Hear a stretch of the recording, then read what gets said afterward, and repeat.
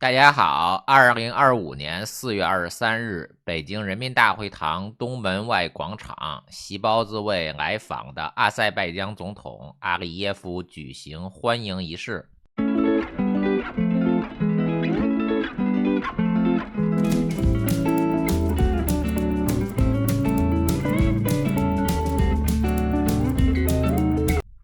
这是全新的国事访问礼仪首次亮相，央视特意强调了这一变化，站队的人数从128人减到了82人，旗帜呢从26面减到了22面，礼炮装药的量从30克减到了10克，连军乐团李号手的制服的颜色呢，都从红色的制服换成了低调的军绿色啊。表面上看，这似乎是简化和节约的体现呢，但背后隐藏着一场权力的博弈。那苞米肯定会说，这是习包子贯彻中央8项规定的延续啊。可是为什么过去13年不贯彻8项规定呢？仔细研究一下呢，8项规定呢是胡锦涛的马仔刘云山2012年12月4日提出的政策啊，而习包子当时上台仅仅19天，这场简化礼仪的背后，是否真如外界所传，习包子已经失去了对中央警卫局的掌控，而胡锦涛的势力正在悄然抬头呢？在胡锦涛时期，欢迎国宾的仪式基本上是遵循国际惯例，并不张扬。然而2012年习包子上台之后，礼宾仪式开始出现了新的变化，这与习包子好大喜功、铺张浪费有关啊。8项规定就是胡锦涛的8项规定啊。胡锦涛他特别喜欢什么8个坚持、8个反对、8荣8耻啊。胡锦涛他喜欢把一些重要的事情安排在8号。2008年8月8日，北京奥运会开幕。2015年8月18日，陆浩的大秘刘志被抓。2021年8月28日，北戴河会议结束。2025年8月8日，四中全会召开啊。习包子可以说带头违反8项规定。8项规定简单说就是节俭，不要张扬，不要浪费啊。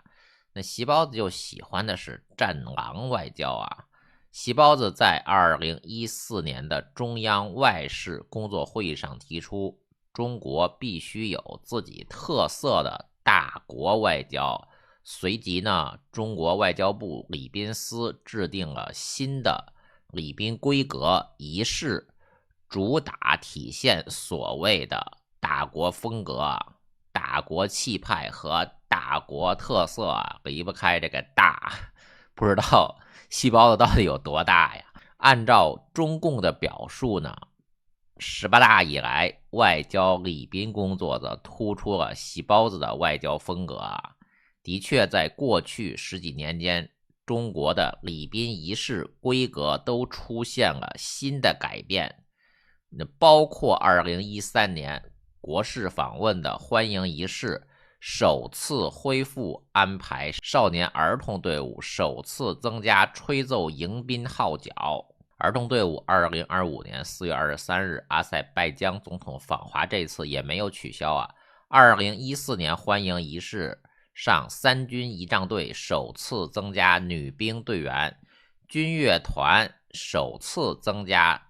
行进吹奏表演，演奏礼服为红色。同年呢，恢复国宾车队摩托车护卫啊。这个取消摩托车护卫是因为在北京封路什么太扰民了，它可以封掉半条车道嘛，为了封掉半条车道，减少这个对交通的拥堵啊。那后来这不被习包子又恢复了吗？简单说就是为了让习包子找到当上皇帝的感觉，就差给他穿上龙袍直接登基了。习包子3个任期啊，这是土鳖张扬的礼宾仪式啊，规格就背后是铺张浪费啊，就说明习包子这个人的品味比较低下呀。那还有无数的中国人为了生计奔忙痛苦之际，中共花费了大量的民脂民膏，在这些无用的表面文章之下，又能赢得多少世人的认同呢？现在呢，胡锦涛把细胞子的国宾仪式给降格了，就是在直接打脸细胞子。这个之前我给大家专门总结过好多呀。胡锦涛自从重掌大权以来，干的打脸细胞子的事情还少吗？仪仗队说减少规模就减少规模了，说明中央警卫局已经不听细胞的指挥了。因为所谓的国宾仪仗队就是中央警卫局的下属单位啊。中国是人治社会，主要看主子的喜好。现在中央警卫局的主子已经不是细胞的，而是胡锦涛啊。中央警卫局局长周鸿许身上呢有很多的谜团。周鸿许呢是1971年出生，四川省万县人，履历扎实。2005年担任成都军区第14集团军40师炮兵团团长。2008年汶川地震时率部抗灾记一等功。2021年7月，他被任命为中央警卫局的局长，肩负起保卫中共最高领导层的重任啊。然而周鸿许的背景复杂，他曾经在成都军区服役，深受时任军区政委张海洋的赏识啊。张海洋呢是张震的儿子，张震曾经是邓小平指定的胡锦涛的贴身护卫的关键人物啊，地位显赫。2005年秋天，张海洋在北京军区副政委的任上偶遇前来防空旅参观的周鸿许，两人呢共进早餐。张海洋对周鸿许的印象极佳，称其视野开阔，思想敏锐。这段渊源呢，让周鸿许的晋升之路蒙上了一层胡锦涛派系的色彩啊。中央警卫局在中共权力体系中地位特殊，直接负责最高领导人的安全，隶属于中央军委联合参谋部，却由中办直接领导。解放军仪仗队隶属于该局，人数减少，被外界解读为细胞子队。中央警卫局的掌控力削弱。过去呢，警卫局在权力斗争中屡次扮演关键角色。1976年抓捕四人帮就是由中办主任汪东兴指挥中央警卫局执行的。而今呢，仪仗队规模缩减，似乎暗示警卫局内部权力的天平正在倾斜。周鸿许的上任并非孤立事件的2021年，中央警卫局历来是高层权斗的焦点。2014年令计划落马之后，细胞子曾经对警卫局进行大清洗，局长曹青被调离，王少军接任。如今呢，周鸿许上位，据传是军委副主席张又侠推荐啊。而今年二会的时候呢，张又侠没有给细胞子转身啊，这是公开的打脸细胞子。二会现场呢有无数个摄像机，这段画面本来就是外国记者拍下来的。这名网友说，沙利文去年夏天来华超乎常规的点名见张又侠就是最硬的证据，反而合经转贴这种已经是尘埃落定的余绪了。我的回复是，就是不要质疑美国的情报能力啊。如果周鸿许真的是张海洋的人，胡锦涛的人，而周鸿许就是2021年北戴河会议前夕被任命为中央警卫局局长的。2021年8月21日，在北戴河会议进行当中呢，细胞的亲手提拔的象山县委书记周江勇被抓。当时的中纪委书记就是赵乐际啊，是江泽民的人。2021年8月28日，北戴河会议结束的那一天，江春云、金仁庆、张玉军三个人在同一天死了。江泽民抓周江勇，很明显就是细胞子不服啊。江泽民给细胞子点颜色看看呗。周鸿许呢，他可能是有胡锦涛、张海洋的背景，但是否就是胡锦涛的马仔还不能完全确定。如果周鸿许就是胡锦涛的马仔，那么20大会场胡锦涛为什么还被架出去了呢？就说中央警卫局呢，这么要害的部门，不是只有一个局长就能完全控制的。中央警卫局内部的结构复杂呢，除了局长，还有政委，还有副局长。实际的指挥链呢并不清晰，但上面还有中办和军委的双重领导，让中央警卫局的中层成为谜团。周鸿许他是否完全听命于细胞子呢，还是暗中倾向胡锦涛的派系就很难说得清楚。2022年中共20大闭幕会上，胡锦涛被细胞子的保镖强行带离会场，引发全球的关注外界普遍认为这是细胞子对胡锦涛势力的公开打压。然而胡锦涛并未完全退出舞台。2023年他仍然在江泽民的葬礼上出现，显示其政治生命并未终结。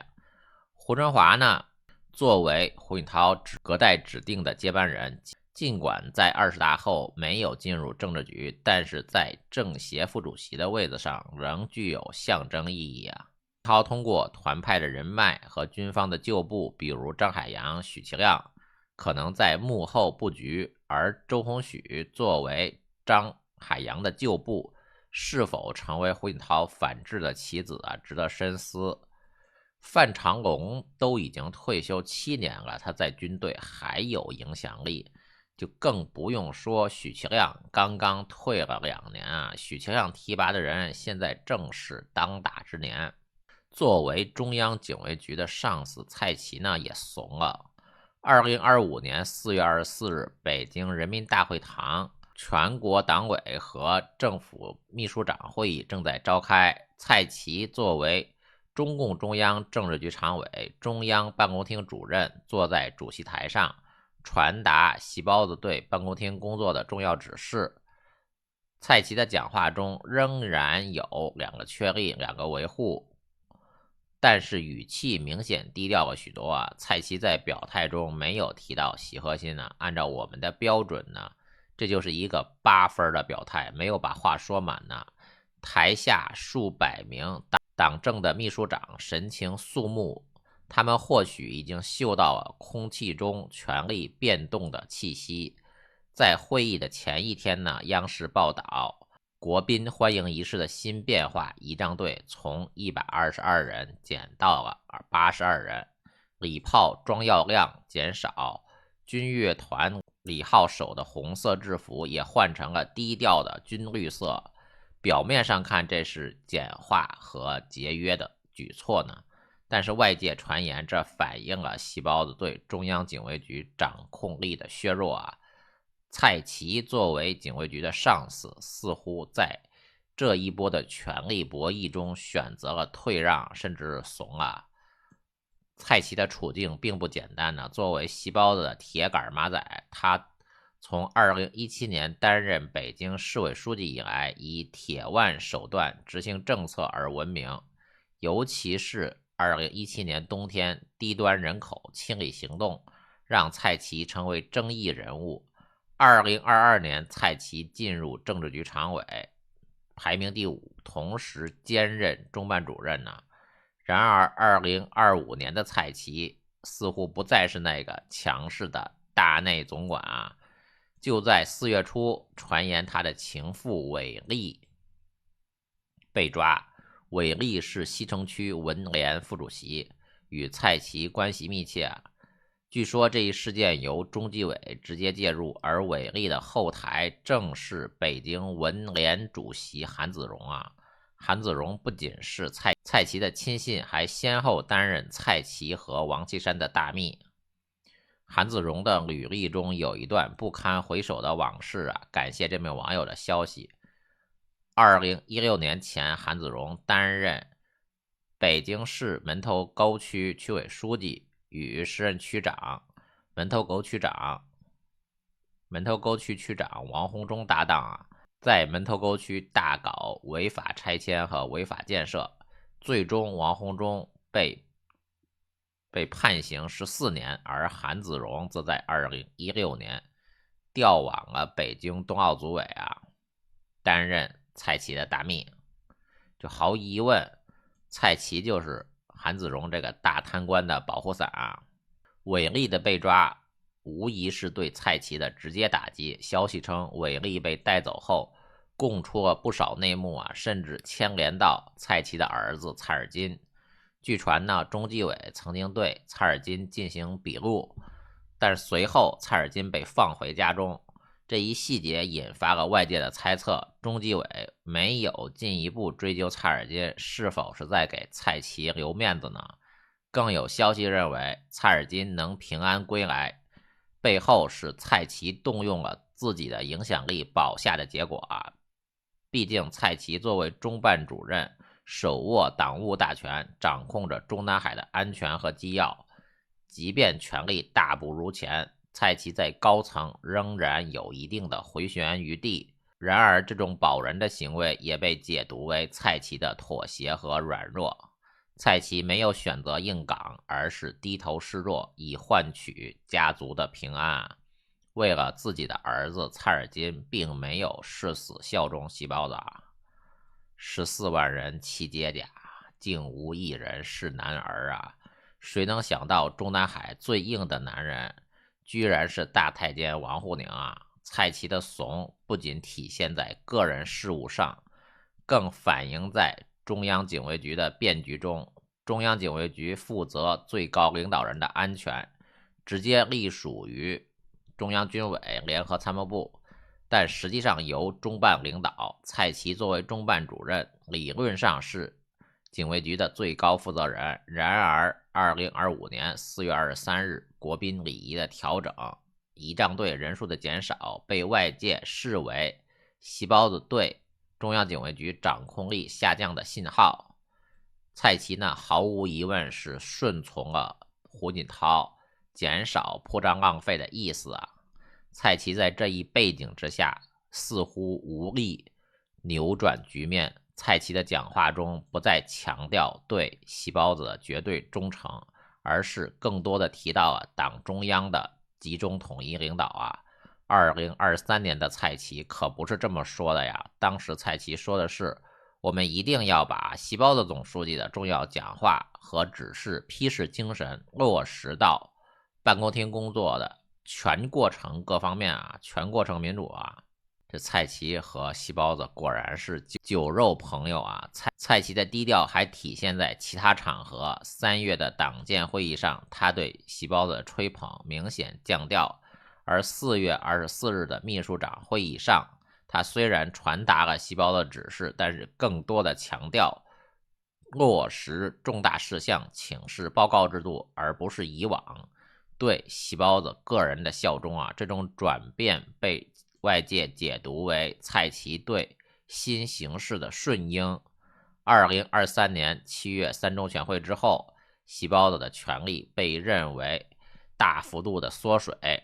军权和党内的主导权出现明显松动的迹象。中央军报和官媒频频提到集体领导，而坚持党中央集中统一领导取代了两个维护，成为新的政治准则。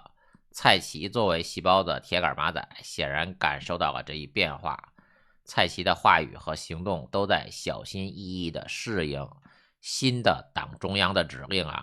这网友说，暗暗阴霾，杀不用刀我的回复是，胡锦涛天天躲在幕后操盘我也不知道推背图为什么这么准谶曰暗暗阴霾，杀不用刀，万人不死，一人难逃。宋曰，有一军人身带弓，只言我是白头翁，东边门里伏金剑，勇士后门入地宫冥冥之中自有天数，不是我们这些俗人能完全看明白的。好的，谢谢大家。